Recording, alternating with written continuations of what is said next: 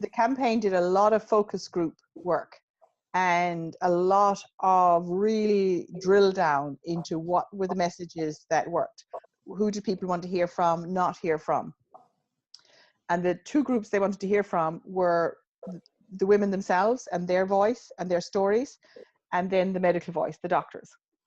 And through across all their polling and everything, they were the two that came out. As it turns out, they were also the two that came out, the same evidence came out when the other side did the same type of work, but they couldn't find doctors to do their bit anywhere near as successfully as we could.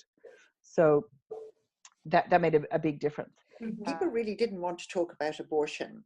As soon as they heard pro-choice or abortion, they kind of reached a moral and ethical impasse. They didn't know what to do. Our research told us that people did feel that denying them the right to health care was really crucial, that was something they did not like.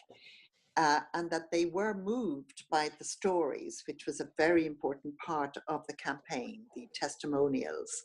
We also discovered that people fundamentally were really sympathetic because, you know, abortion has been prohibited for such a long time here.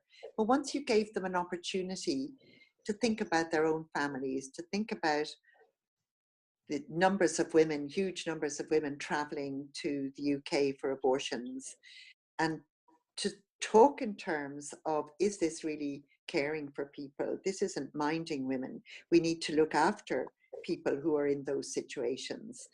You could see that understanding and that sympathy and empathy.